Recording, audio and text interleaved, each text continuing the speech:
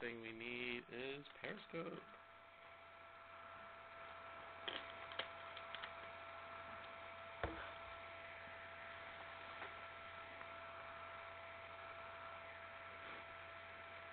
Now we're hitting on all cylinders.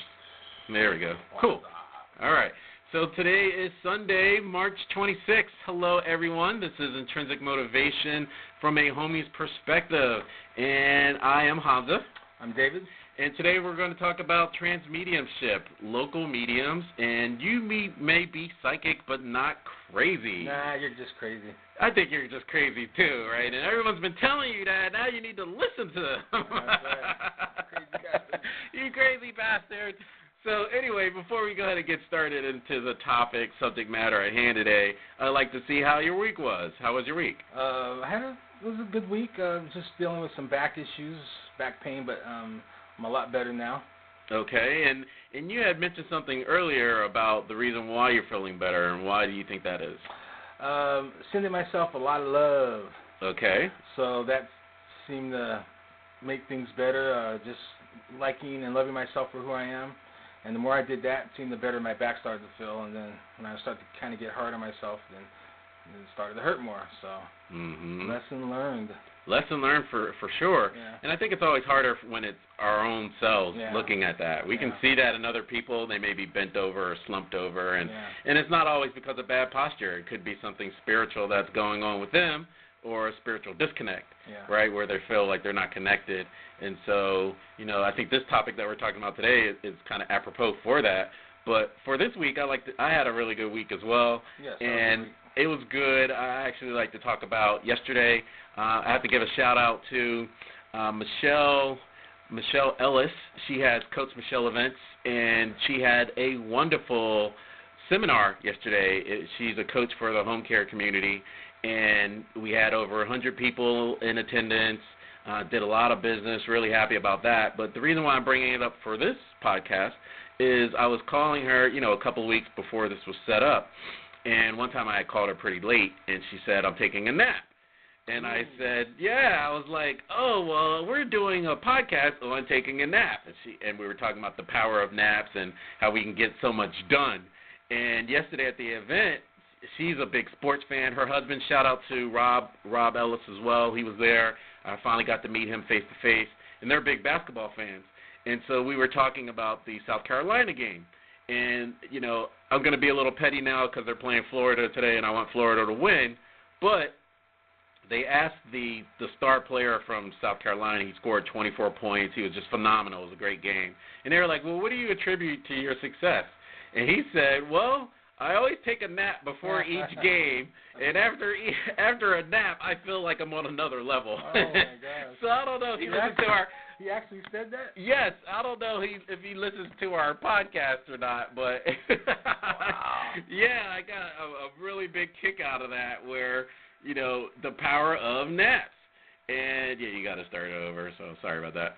It's the power of naps and how much we can get so much from it when we leverage it. And he was proof positive, she was proof positive, and I run across so many people where we talk about when we were little kids, and we thought that was a punishment to take a nap. And now as adults, we're like, you know what? I can reach so much more. I can leverage so much more when I take a nap. And so I got a big kick out of that. That was a God wink of, hey, that was our first podcast, and hey, we're talking about it all these weeks later. So for anybody that may listen to this for the first time, please check out our first podcast. We were talking about the power of naps, and we're on our fifth one now, and we're getting it together.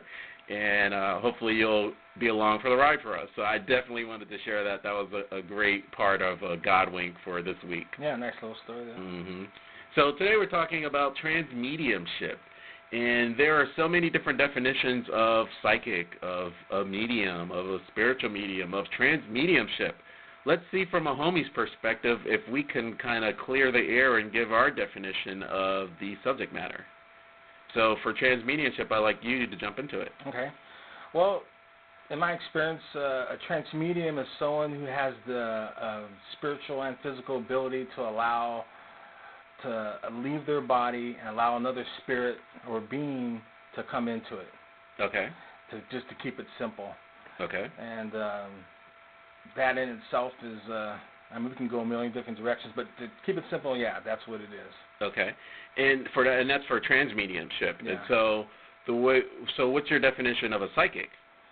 My definition of psychic is someone who is soul essence, a sensitive person, someone who is aware of themselves as spirit. That's my definition of psychic. Okay. Yeah. And then there's different types of mediumship. So you have transmediums, and then you have regular mediums. So what's your definition of not a regular medium, but of a medium? A medium. Well, there's different, like I say, I guess levels or degrees of transmediumship. So you could say that there's people that are out of control. Transmediums, they're not in control of that ability, and there are people that are on the other end of the spectrum that are fully in control of that ability. So everyone, to some degree, is a medium. All right, whether it's another spirit or a type of energy that's coming into your space, that is a level of mediumship. So it's either you're on one end, it could be completely out of control, completely in control, or you're somewhere in the middle. We've all experienced, whether you realize it or not, you've experienced another being or spirit in your space, so to speak, in some way, shape, or form. Now, one thing that I liked about our title this week, it was Transmediumship. You may be psychic, but not crazy. So I like to give a shout-out to the folks at the Berkeley Psychic Institute, because they had a periodical back in the 80s. And they were talking about you may be psychic but not crazy. Since you were part of Berkeley Psychic Institute, can you talk about how they even came up with that title? Well, I think the founder, Louis Bostwick, is the one that came up with it. And how he came up with it, I have no idea. But I know it was with his experiences in dealing with people that were having transmediumship problems, the regular avenues of dealing with people with, schizophrenia and personality disorders, I guess they might have called it back in those days, weren't working. And so he, as a clairvoyant, could see that being-body relationship that people were having and can see it as a spiritual problem, not a physical problem that needed to be dealt with, overloading the person with drugs and whatnot. So when these people that were labeled crazy, he was able to treat them on a spiritual level, teach them how to get back into their bodies, kick the beings out that didn't belong there, and then they got well. So that's probably, if I had to guess, how he came up with that, is people that were labeled crazy, he was like, hey, you know what, you might be psychic, not crazy. It's a spiritual experience that you're having, not a physical one. The outlet, it'll manifest itself through the body, but it's an energy thing, and he recognized it. So if I had to guess, it's something, that's probably how he came up with the title. Okay. Yeah. And in my personal experience, it was really good going through the mediumship class with Yvonne, because I had several years of doing the psychic development. Is that Yvonne O'Brien? Yvonne O'Brien, who we'll have on our podcast at some point. Yeah. So I'll keep harassing her as time goes on. But the interesting thing was, as a psychic reader, we were taught, how to read energy, right? And so we're reading a person's aura, and we're seeing what's going on through them. And we actually had to turn that off in doing mediumship reading, because then we're talking more so to an ancestor or an angel that's coming through that has a specific message that they'd like to get across. And so initially, it's kind of like riding a bike, right? Like, I was used to using one muscle for psychic development, but then there was another muscle or another realm that I was unaware of, and then I was able to turn it off. Like, hey, am I reading this person's aura, or am I reading some type of mediumship communication that's coming through an ancestor of theirs that's trying to give a message that they need to hear? So it's just really interesting to kind of go through both processes and recognize the difference. I wasn't aware that you. How long were you working with Yvonne or on her program? How long? Yeah, I want to say it was it was a short class. It was an advanced class, so you had to do the psychic development and all that first as prerequisites. So I want to say it was like 30 to 60 days. Okay. But then what happened was she had gotten contacted by the local police, and the police had us working on cold cases. Mm. So then that became an ongoing thing, and there's still the group, and as a year later, that they still take part in cold cases. Oh, okay. So I personally, as we go into the podcast, I'll explain the reason why I have not been a part of that, but it was just really good to be of service to those that had cases that haven't been solved in some cases years, and using Yvonne and using the group, we were able to uncover some things that was very helpful to the third dimension, right? Because they have to kind of use us in the back door. They can't say publicly, hey, I'm working with these people. Or I mean, there's so much of the negative connotation of this type of work. Yeah. So just maneuvering through those minefields and still getting a desired result. So let me ask you this question. Were you actually like leaving your body, bringing in another spirit and doing the readings and communication, or was a spirit communicating to you and then you were, Yes. So, yes, and but going through Horizon Center of Intuitive Awareness, we always were taught about our seniority, and so you always have to ask permission to give a reading, you have to ask permission to give a healing, so on and so forth. And so there's spirits or entities that would love to kind of come in. That's why people may feel they're crazy and such. But if we have our seniority, then we can dictate how we would like to communicate. And so it made a lot of sense of people always talking about different phenomena of angels or, hey, I may have saw my grandmother or whatever.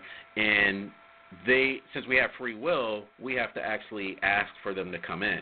I think there's a violation when people are taken advantage of where they may feel they're crazy or what have you because they don't have the seniority that we were taught. So I think that's the difference. We didn't let that energy come in. We actually could just read it without that. That was our contract. Oh, okay. Yeah. Yeah. Well, that's a good point because there are different levels of mediumship, and there's people that full body. Other people that will just allow the being to plug into the vocal cords and then just talk. I've experienced myself personally and have seen the psychic surgeons work where the beings just plug right into the hands and they can go right into the body. You ever seen that? Absolutely. Yeah, that's some cool stuff. I've never seen that. That's cool. And so. Then, of course, those are more controlled, and then you have the other end where the people, as we call them, sick psychics, where they have no control. And it's an analogy would be like if you went, you're going to go out to your car to go somewhere, and there was already someone sitting in the driver's seat. So now you had to get in the passenger, and you really had no say what was going to happen and where you're going to go. That's kind of like with your body, it's like you get kicked out of it, and another being or spirit will come in, and they just kind of can, wreak a little bit of havoc or just do what they want, and you have not enough seniority to get back into your body and take full control. And that's the other end of it, where there's no control, and it's a problem in their life, and so. Yeah, I think that's the importance of even doing a podcast like this, because that's the beauty of the web. The web enables us to access so much type of information and knowledge that we couldn't years and generations ago. And so that was always an issue. You might want to save it instead of discarding. It's always going to save it 10-minute increments, it looks like. So you got to wait for it to upload first. Oh, okay. Yeah.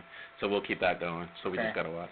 Right. So anyway, with the web, it's really great because you can get with people that love soccer, right? Like-minded individuals. You can get in touch with people in different forums of, hey, I might think I'm crazy. I'm getting all these energies that are around, and there's nothing I can do about it. And by that same token, you have resources and you have groups that can talk about this type of subject matter where you're not feeling overwhelmed. You may feel you're feeling that you're alone in the world that's going through this. And so if you don't have that education, then how would you know that you're being taken advantage of? I mean, you are, but you don't know how to, like you just said, you don't know how to get that seniority back. Yeah. And that could be the worst case scenario because I think there's a lot of people that in their physical existence, because of it, they try to drown out those voices through either alcohol, drugs, food, and what have you. And then when they can't get there, there's like, well, I only have one other option left. And then they just decide to transition. Yeah. So unfortunately, that happens. And I think, unfortunately, again, that it's happening even more in 2017 just because that the veil, in my opinion, is so thin now. So there's people that have more and more access to this type of information. And so, or not even access to the information, but access to different entities, and they don't know what to do about it. So it could be the fact that they can't identify what's going on, right? And they don't know where to, they're at their wit's end, and they have no one to speak with, and now they're doing a Facebook Live where they're posting something where they're leaving the earth, and that's happening a lot. Facebook has definitely stepped up, so hats off to Facebook because, you know, people can now report those type of incidents because it's happening a lot. And usually when people do that, they're already crying out for help, and they felt that they couldn't get an answer they were looking for, so they're at their wit's end. Yeah. So someone might ask, well, how do I know if I'm a trance medium or having those experiences? Well, one way to tell is if you have experiencing really being spaced out, or and this is another thing, we have tons of people that are incarcerated that, you know, swear they didn't do this, that, or the other, and have no recollection of doing it. Well, they had a transmedium experience. They were out of their body, another being came in, committed the crime, left, and then when they got back, you know, next thing you know, they're being arrested, not have a clue what just happened. So if you've ever had any experiences of, or people are telling you that you did this, that, and the other, and you have no recollection of it, there's a good chance that you were out of your body when that happened. Your body did it, but it wasn't you that were in it when it happened. So other things that people, you remember the story Sybil? No. You remember that movie, Sybil? Nope. I think who played her? I can't remember the actress, but it was a real case of this girl. She had like 16 personalities. 14 of them were women and 2 of them were boys. And her mother was a big-time trance medium, very abusive to her as she was growing up. And how she dealt with it was the beatings and stuff. She would just leave her body and bring another being in that can handle all the anger and stuff from her mother. And so as a child growing up in that, she just kept using different spirits just to deal with her situation. And you know, they had all the therapists and stuff trying to help her as she was growing up and whatnot. But then they turned it into a movie, and there was a book. It's called Sybil. But people will, whether it's a situation like that or actors, actresses, all the time. They're a good example of mediums. Robin Williams, for example, he was a good example. You know, I see in an interview once, someone asked him, well, where does all this come from? And he said, his exact words, he was like, you know, I don't know. All I know is it comes through me. So athletes, you know, there's people that aren't good with generating anger, so they can bring a being in to be angry if they need.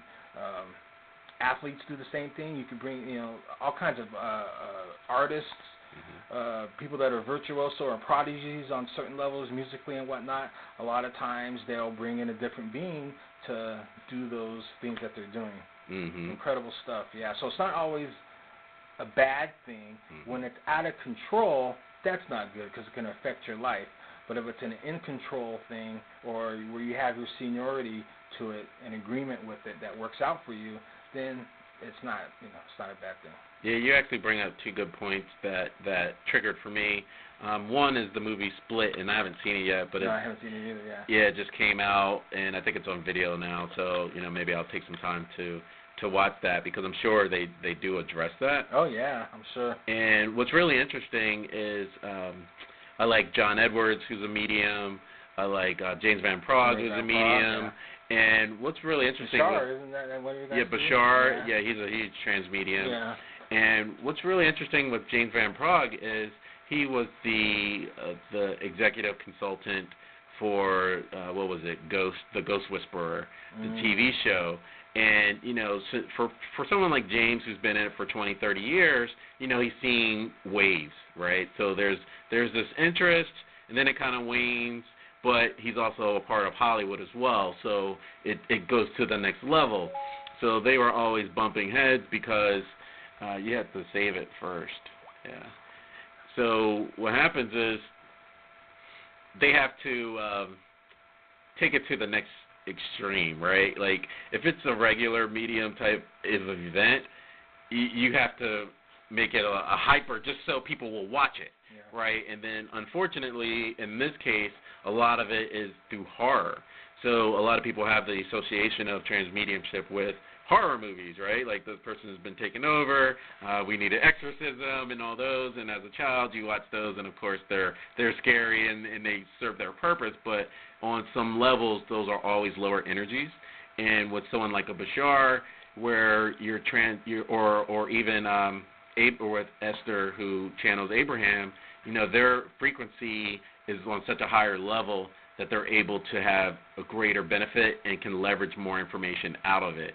And what you're talking about or the association with it being really bad and low energies, and that's where you hear like a James Edwards, James Van Prague, some of the others talk about when they were younger and they were in high school and college and they drank a lot, and that's the reason why alcohol is called spirits, and those type of energies stick around low energy, right? And so when people like, oh man, what happened in college last night? It was crazy. I blacked out. I don't know what happened, right? It's a breeding ground, right? You have. I always talk about this before. Once a man, twice a child, right? So when you're a child, you have access to the entities and such. It's a lot easier. When you're close to transition or when you're older, not caring what other people think, I think it comes back. But when you're a teenager, early 20s, and you're totally out of that space, then I think that the lower energies are attracted to that because they know you don't have any seniority at all, and they want to be a part of that party too, because that's what attracts them. Yeah. They were used to the crime, like you said, or used to the binging and what have you, and they can have that experience by coming through your space. Yeah. Right? So it's kind of like you kind of ask for it. Like, you're in that space, and you don't know how to handle it. So the worst case scenario is it could be happening for years. Next thing, I'm a drunk. I've been a drunk for years, right? And that's the only way. There's so much that I don't have any control in. They're not a productive person of society. Like, it can go in a downward spiral rather quickly, and all that is attributed, in my opinion, to not having that seniority. Yeah. Edgar Casey, he's another example of a medium. Obviously, he had it in control. And throughout history, there's, people have done that where they'll bring in different beings, and that being will, give readings, do healings, and Edgar Casey was a very, very famous medium back in, the early 20s or 20s, 30s. Somewhere around. You can look him up.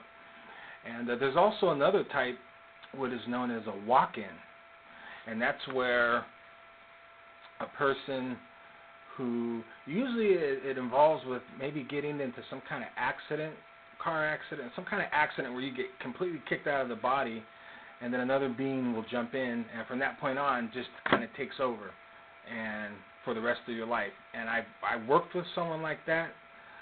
That happened to her. She wasn't aware of it, but as I got to know her, and she told me, I said, oh yeah, you're definitely a walk-in. And then I explained that to her. That totally made sense, because she had gotten into an accident when she was about 18, and she was in the hospital for like a week, and then when she came to, she didn't remember anything, and she didn't know anything about her family or anything.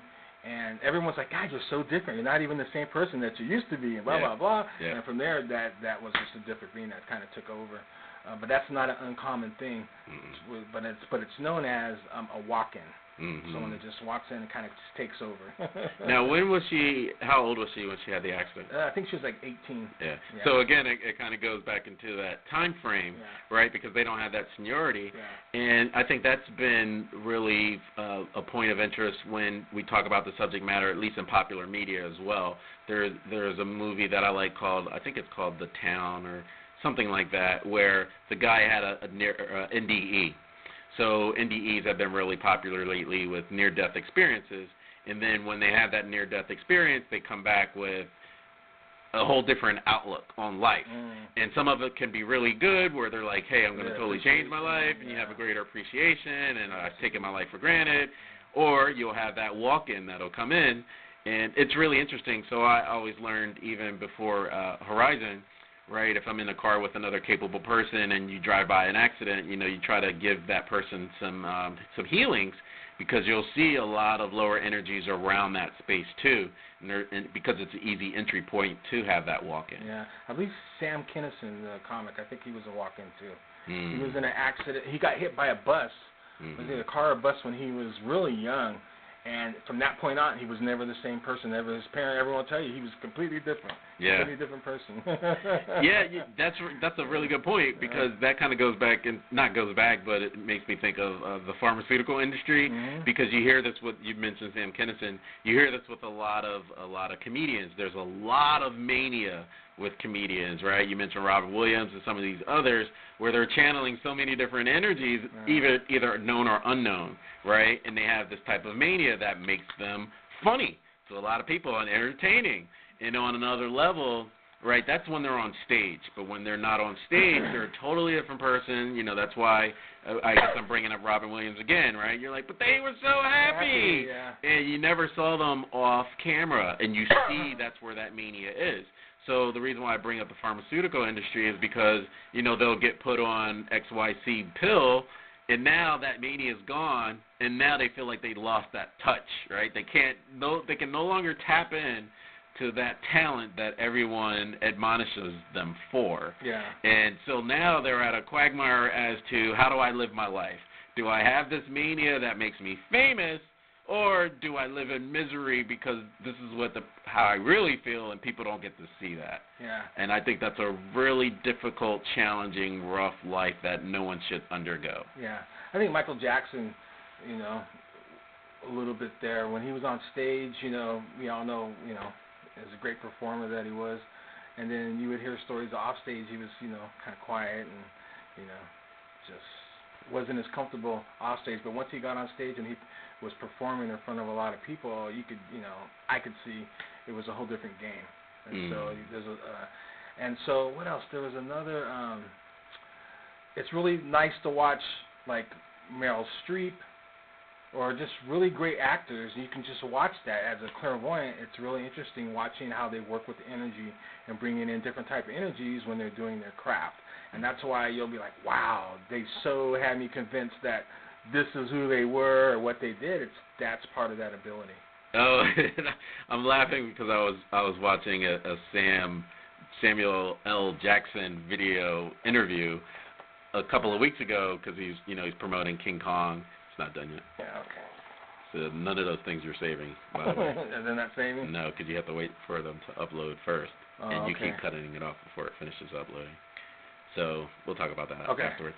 So anyway, Samuel Jackson was on Hot 97, and he's promoting, King Kong, and they're going through he's a great actor, right? So as we're talking about mediumship and such.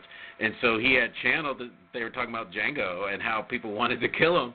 And you always hear these from different actors where they're at the hospital or hotel or at the airport, and people are coming up to them and they're expressing this energy, and they're like, I was playing a role. Okay, you remember? I'm an actor, and it's hard for people to distinguish the two. But that's why they get paid the big bucks, because they can channel on some level and bring out so much more than if you're just sitting next to them and you're just like, wow, how do you tap into that? Yeah. So I think that's a really good segue as far as like, is there a way that you can tap into that energy? I know some people always think, okay, it's a gift from birth, or as we mentioned before, you were in an accident, or you were using some type of intoxicant and this happened. Is there another more natural way that you could talk about for transmediumship or mediumship as a whole? You mean like wanting to learn how to do it? Absolutely. Well, I would say a couple things. Be careful what you ask for.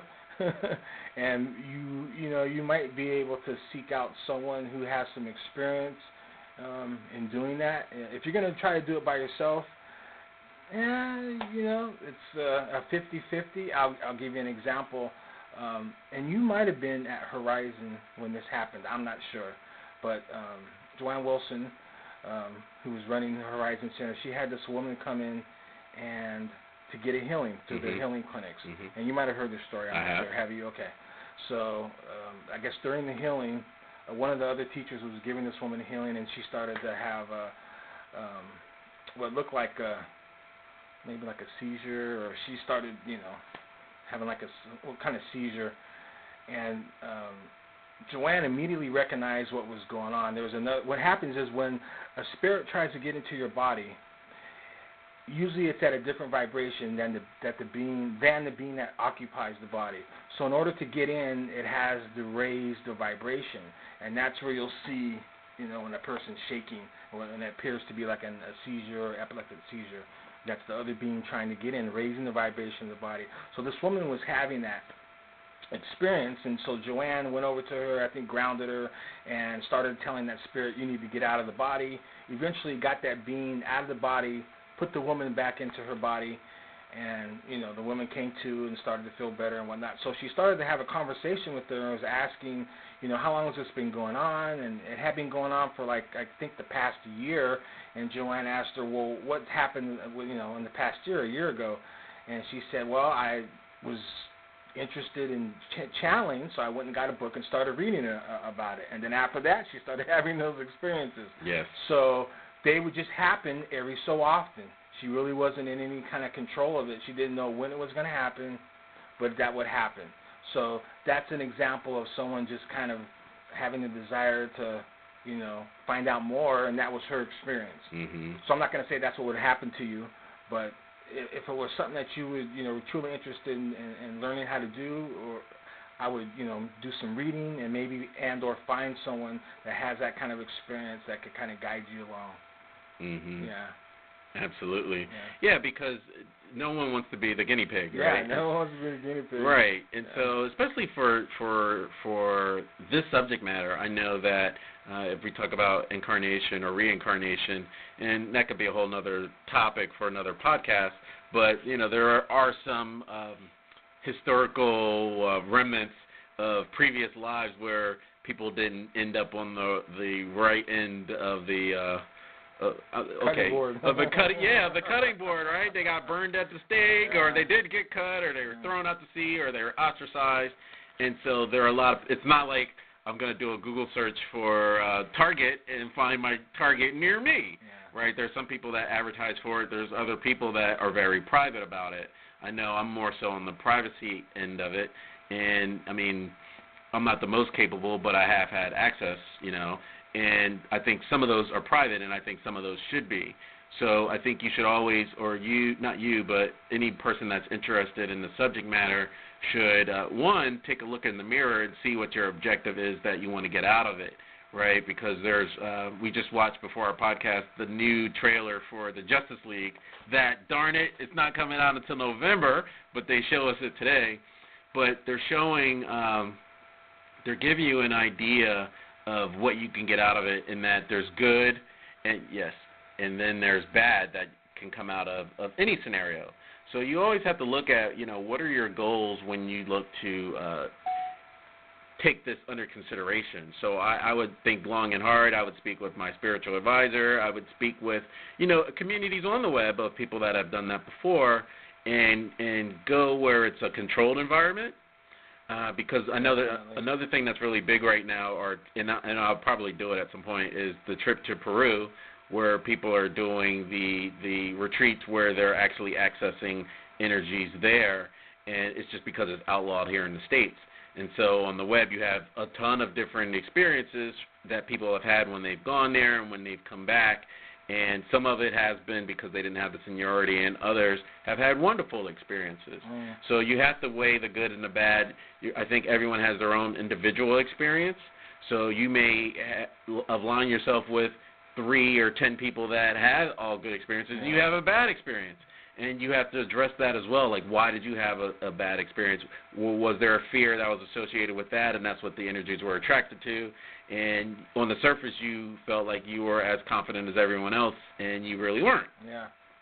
There are centers, too, throughout the United States, and a lot of them are people that are graduates, former graduates of BPI that moved on and opened their own centers and whatnot, that have transmedium training programs.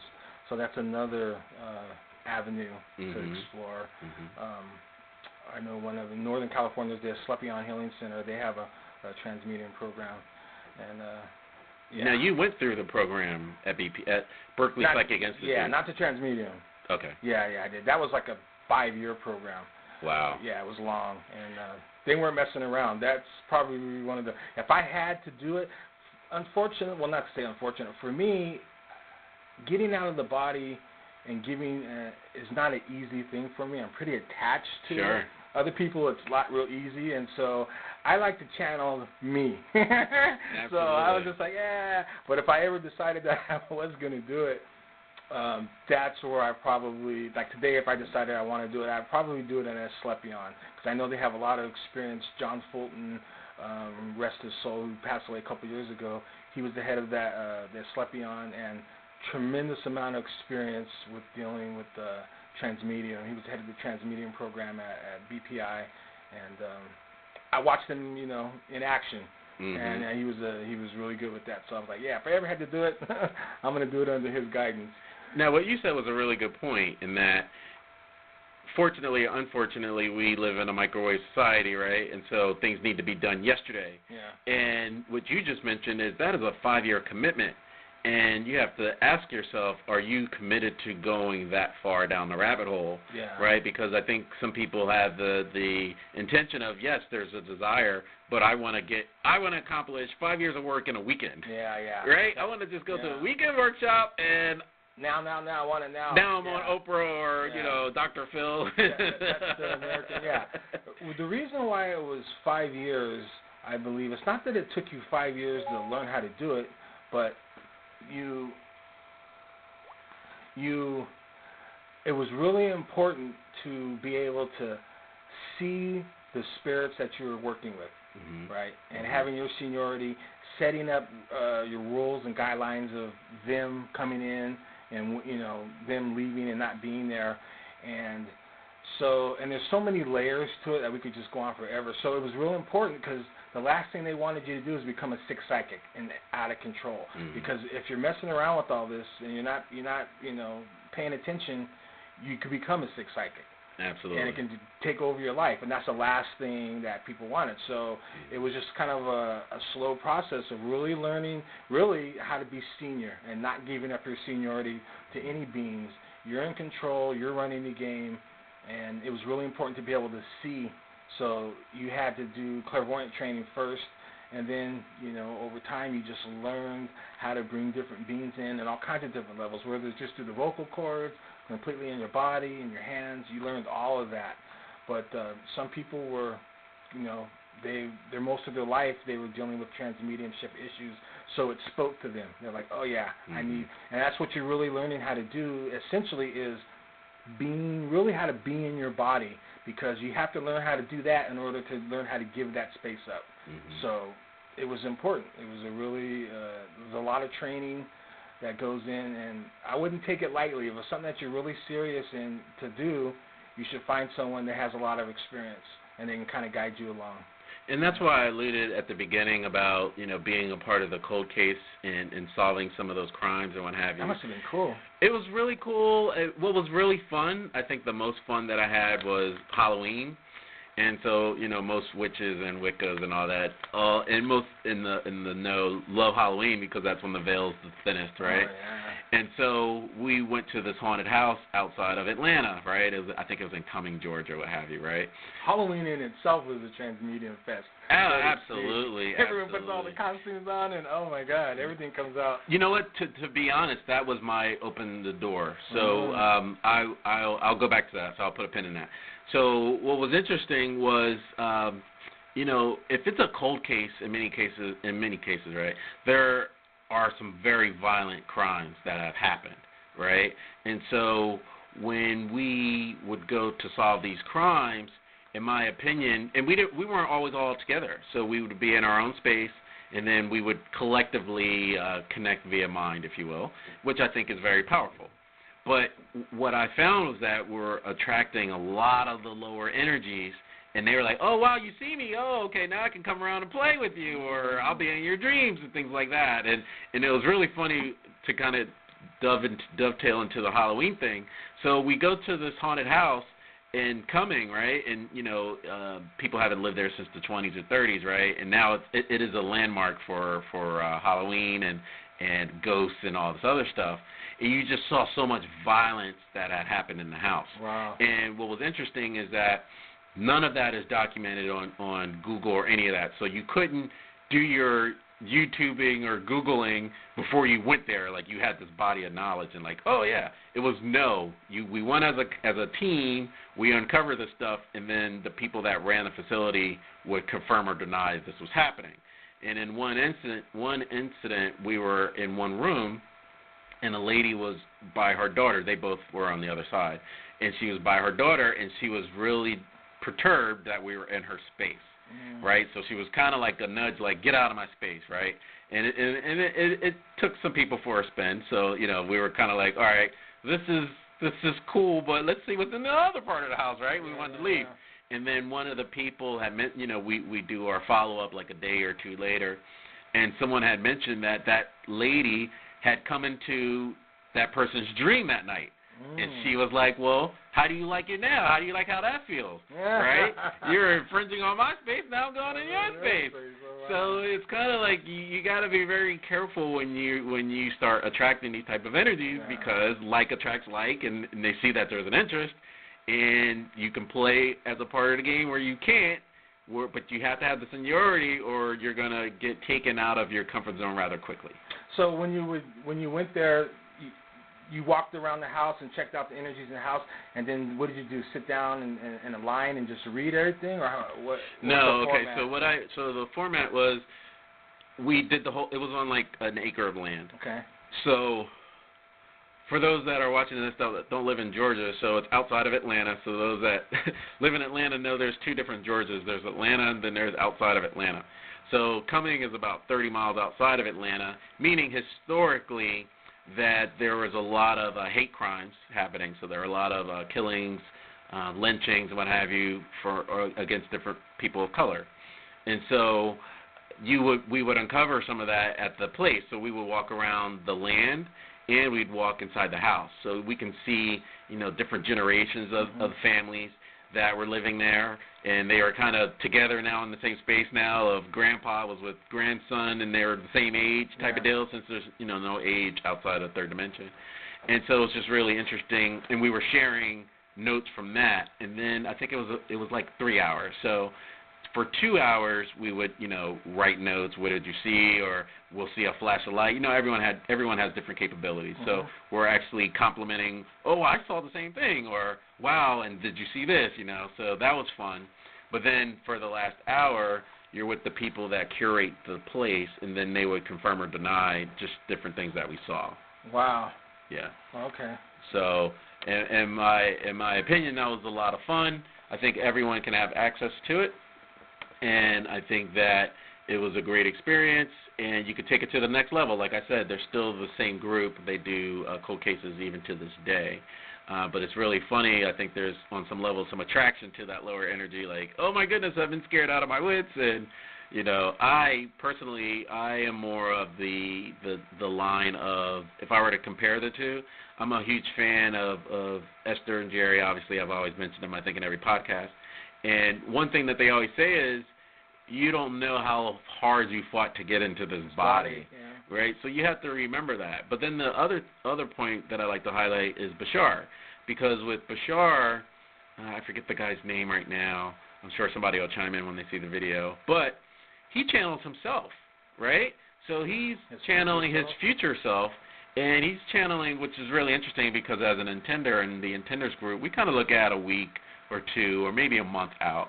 He's looking 300 years out. And so for 300 years, right, you have this body of knowledge that you can bring back to yourself in the present, where you can leverage so much more. It's kind of like those movies, Hot Tub Time Machine, and people go back and they're like, if I knew this information back then, I'd be a millionaire type of deal. And so I'm more so attracted to those type of deals, because it is your higher self, it is you, and it is some level of mediumship, because they can be seen as an ancestor, and they're helping you out. Like, we have ancestors that help us out even today that we can ask for, like my grandparents and such. They're always around, and I acknowledge them. But to acknowledge myself 300 years into the future, it gives me so much of, I think, a better viewpoint than if I thought I can just live this life on my own and live on my own island and get things accomplished. So from that aspect, I love the mediumship, more so than having less experience in the trans mediumship. But I love the subject matter just the same. So you mentioned that when you were like at the haunted house, the curators would either tell you what you were saying was true or yes. Yeah. So what was their kind of take on it all? Were they just kind of like foo-fooing it, or did they? No, since they curate, they're a curator. For those that don't know, they document everything historically. So they know arrest records, they know murder records, they know crime reports, they know everything that's been documented in the past. And so, and nobody had that knowledge before going to the meeting, before going on that tour. Mm. And so, if we saw, hey, there was domestic violence in the house, or there was they were gambling in the house, or they were doing things they weren't supposed to, then they're like, oh yeah, these people were the moonshine boys of the city and things like that. So, or what do you call it, crimes of passion. The crimes of passion, usually, especially in those times in the early 20s and beforehand, a lot of it was hush hush. It was mind your business. Things happen on my land and no one else has to worry about that. So we uncovered some of that as well. It was just really interesting, and the fear factor and what have you. But I just took it as lower energy, and the fact that they can come back into our dreams and like, hey, well, you're infringing on my space. It's equal playing field. Yeah. Right. I think we have the choice, and that's why I said everyone should look at what their ultimate goal is when they look into something like this. What do you want to get out of it? Do you want to get out of it something where you can take advantage of other people, right? Then you may well attract that lower energy because that's what they're going to do to you. Exactly. So if you don't have that seniority, you're going to get more than what you asked for because you wanted to do. And I think that's a beautiful lesson, and that's a beautiful lesson, in my opinion, of mirrors, because you're only getting out what you put. You're only getting back what you put out. Yeah. So if you're looking for something of lower energy or to take advantage of someone, that ultimately will happen to you in tenfold more than you would ever anticipate. Mm. So would they receive you guys as like this is something valid that you're doing? Because like, for example, there have been people who would request healings. We go on missionary healings, like let's say hospitals, because they have a loved one that was, really sick or maybe near death or whatever. And, the hospital, they'd let you go into the room and sit and do healing work, but there was always a faction, they were like, that psychic stuff, that's not real or whatever. So that's what I was kind of asking. Did they receive you as what you guys did was valid, or did they kind of just blow it off? No, even though they might have been courteous towards you and everything, but how were you received like on that level? I mean, how would you ever know? I think it's all in the perception of the perceiver, right? It could feel that they were amenable and hey, they catered to our needs and what have you. Yeah. But I think for them, it's always enticing or attractive to just see what other people see. Like, how did you even see that? Yeah. Right? Like, it's Halloween and people come here to get scared. They don't know why they're scared. They don't know why the hair is raised on the back of their neck, and you guys have access to things that other people can't. And we're like, well, no, we don't. I mean, we've actually gone through some training, and that's what I ultimately like to tell people. And so I think that, a perfect example is, I'll use my example of Horizon again. So, I had some level of capability, like most people do. I think that's why they come into Horizon. But we may not have had the training of a certain level of how to approach it or take control of it, right? We were just like, wow, I just see things, right? And what does that mean? So, there's so many different levels. That's why we wanted to highlight the difference between being a psychic and being a medium, because they're two different things. And so if you're getting access to ancestors or something, or angels, and it can help that person that you see, then I think all the better. But I also think and I believe that what I loved and what I got out of Horizon was you always have to ask permission for the other people. So like on the TV shows, and you're going up to all these strangers and like, hey, well, your uncle told me to say, I think they have to be in a level of openness to even talk to you about that. And I think with television, obviously it's for some of its entertainment value. A lot of it is valid. I'm not discounting any of those shows. But they have advertisers that they have to answer to, so they continue to be on the show, right? And so that's just something that at least today, March 26th at 1:47 p.m. Eastern Standard, that's not a desire of mine. It's just more of I wanted us to talk about the different levels of mediumship. Again, for people like us, not people like us, but from a homie's perspective, you don't usually get to see us, in our opinion, and I think that we're just as capable as the majority society, and we have a lot to offer. Yeah. So I wanted to at least give our 2 cents on the matter. Yeah. So real quick, I know we're kind of running up on time here. Can you remember your first medium or trance medium experience, whether it's something you experienced or you saw someone else experience in your life? Oh, absolutely. Yeah, thanks for that. So we were talking about Halloween, and Halloween being like the veil so thin and all that good stuff. So a friend of mine, I love her to death. We may have her on the podcast. I'm not going to bring her name up right now, but so anyway, she referred me to a medium, and she said, you'd be interested in going to this mediumship for Halloween, and at the time I had never gone to anything like this. It was I think it's a negative connotation now where they say a seance, but that's how it was billed at the time, right? And so I go, and it was really great. It was unlike the movies, people weren't getting thrown up against the walls and windows or any of that stuff, right? And then that wasn't my expectation, but when you see enough of those movies, you're like, I don't know. I gotta call my 3 emergency contacts in case something happens to me, right? So I can laugh now because it actually put me probably to today, like you just said, it was an entry moment that had a lasting memory.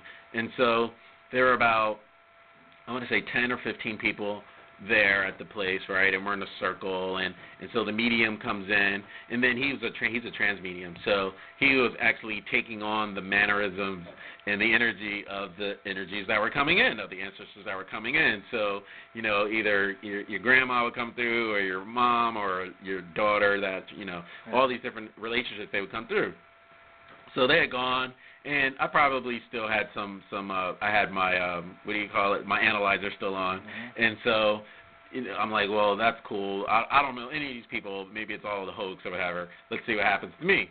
And so when he comes to me, my favorite aunt had come through, and she had passed a year prior, and so I was really taken that, wow, this really happens, and I told the family and all this other stuff, and I'm really smiling now because she's as my favorite aunt, she didn't mince words, right? So she was like, yo, stop running the streets, chasing these girls and all that, and I'm like, yo, you're embarrassing me in front of this group of people. She was saying that when she came through the guy. Yeah. Oh, my God. And everybody's laughing, and I'm just red in the face, and I'm like, all right, she's just like, yeah, like, Shmiko Xnay on the Uzne, and she was a fireball, and he had totally embodied her, and I was like, I know exactly who that is. Yeah. And then another person had come through, and I had acknowledged that too. So it was a lot of validity in my opinion.